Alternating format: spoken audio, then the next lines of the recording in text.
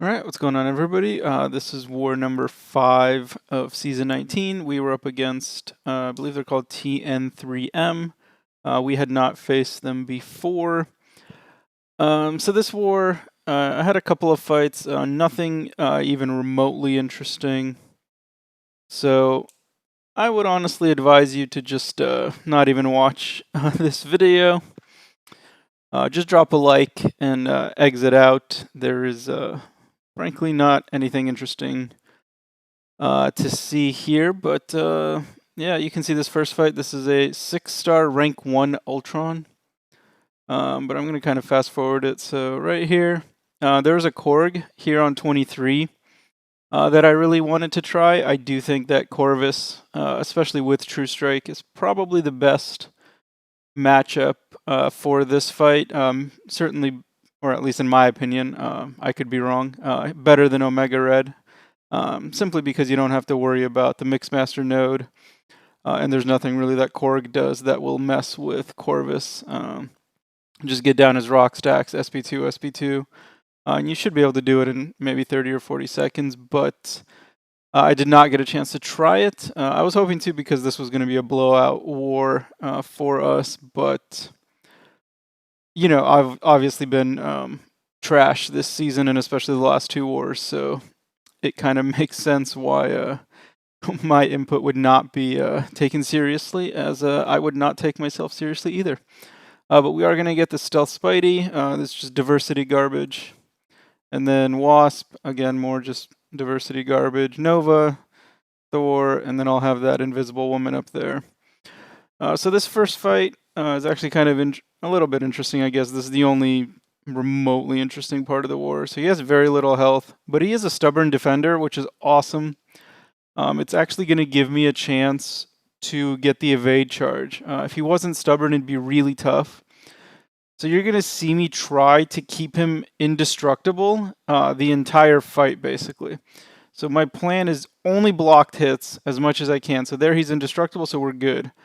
So I want to just do block hits, try to get him to evade. Unfortunately, I messed up there. So there I got the deck, so he's indestructible again, so we are in good shape. So just trying, there I accidentally caught him in a dash back. So you can see actually this dude has recoil. I didn't even realize it during the fight. So this guy's running suicides. So there he finally evades, so we can parry heavy. And the only reason this was possible was because of Stubborn. If there wasn't the Stubborn Global, I would not have been able to get the charge. So definitely, Stubborn, thank you. Thank you for that free glaive charge. So the next fight, this is a Stealth Spidey. This is decently tough node. He's not stubborn. Footloose kinetic transference is a pretty rough combination if you're going to be in a long fight. But this was not going to be a long fight, obviously. So unfortunately, I do have to boost because of that stupid Nova, which is why I brought the tin can again. I've had to bring him a lot. So I used a 10%er because I had one that was going to expire in a day or two. I wouldn't have actually boosted at all for these fights if it wasn't for the fact that I had to use stupid Doom. But sorry for not fast forwarding this. Whoops. But yeah, there's nothing in this fight. You know, one combo, he's down to like 60-something%. He does throw a special. It's kind of annoying. You don't want to parry too much because of kinetic transference. You can kind of get stuck in a loop. So I got a really swift, really neat intercept there. That fight is over. Got a little bit of healing in that fight, so we're at 99%, which is awesome. So the goal in the Wasp fight is going to be, of course, to get to full health. I don't know what I was waiting for there, but now we are on to the Wasp fight. This actually is a rank 5. They did play some rank 4s. She is not defensive either, so she cannot do anything. She also can't evade, you know, which gives Corvus healing, of course, but that's okay. She has no health. So I got a nice intercept to start the fight, and that intercept alone is going to be enough to finish it comfortably. So full yellow bar, good to go.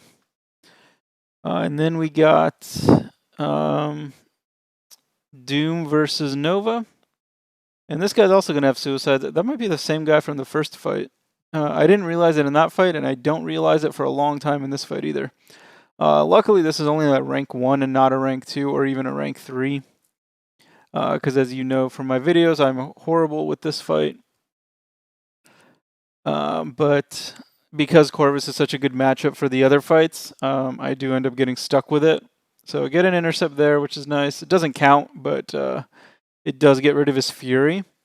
And you'll notice I'm going to do a lot of just kind of one-hit combos and then staggering, because I don't want him to ever have the Fury.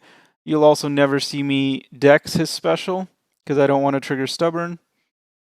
I've gotten pretty good about not triggering Stubborn. Of course, it does cost you a lot of health.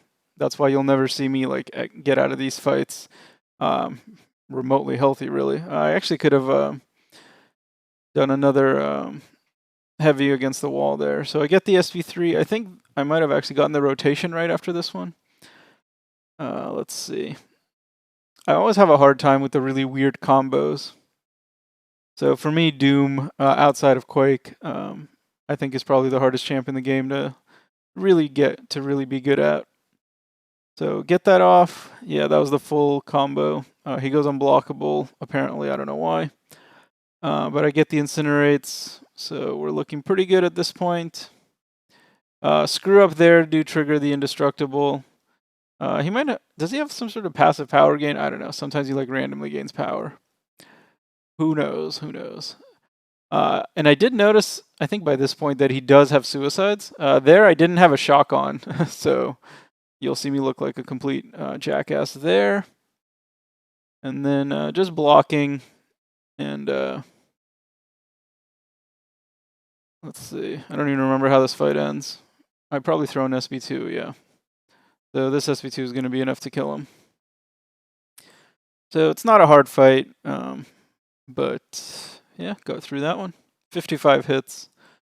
Again, I do apologize for not fast forwarding. So then many hours later, after we did great in the 4 Loki Incursions tournament, got to room 15, I was really pumped up. And you are going to see me make a colossal mistake here. So I have 2 fights. I have this Thor on the Ebb and Flow Intercept. And then I have that Invisible Woman mini-boss. And again, I do apologize for not fast forwarding. I forgot when I was putting the clips together. So yeah, sorry about that. But I'm going to, put on a little bit of boosts. I do have 2 fights. Neither fight is anything challenging. Invisible Woman can like randomly go, or not, I don't know if it's random or not, but she can go invisible and mess you up.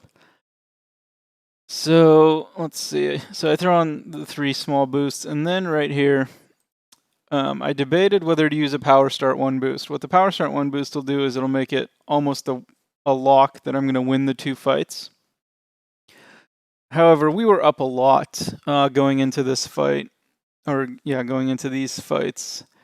And even though I do have 7 of these, there could be a matchup later in the season where I'm going to want to use 2 of these in a single war, right? Maybe Section 1 is really tough and I need to get charges, and then some tough mini bosses that I'll need this power boost. And this is kind of one of the downsides of power ratings, is that, here I'm going to waste an extremely valuable boost for no reason, solely because I just don't want to risk a death, because I've already died 2 wars in a row, and I just don't want to die 3 wars in a row, and because it'll make my already terrible stats even worse. And so, yeah, really regretted it.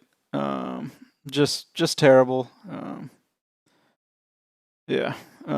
of makes me sick almost. But yeah, I get some sweet intercepts. The fight goes perfectly. I don't dex it because he's a stubborn defender, and I didn't want to waste any more time, honestly. It wasn't worth the extra 5 seconds. So he is down. Easy fight. At this point, I was pretty upset with myself for using the Power Start 1 boost. Again, just I don't know, just awful. There's just no other way to describe it. Just incredibly irresponsible, actually, I think is the best way to put it.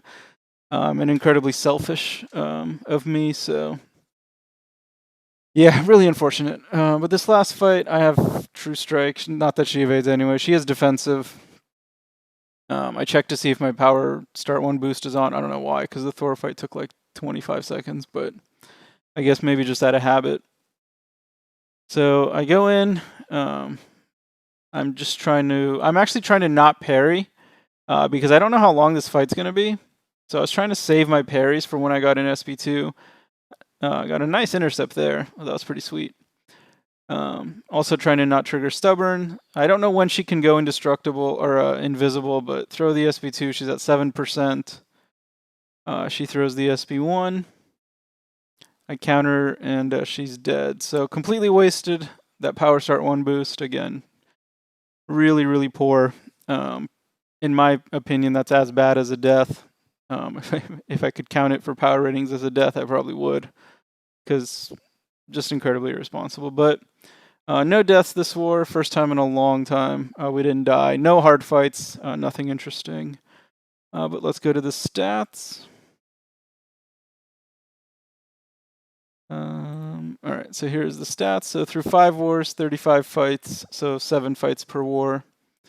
Of course, the 2 deaths. This is actually rounded up. It's not 95, it's 94.6. You can see that Excel rounds it up. So power rating 45. I am still first, but barely. I think somebody's at like 45.5. So after the next war, I will not be first anymore.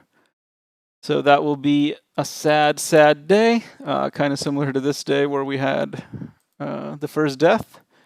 So yeah, if you watched, and I hope you didn't, because this video sucked, thank you for watching, and I'll see you guys in the next one.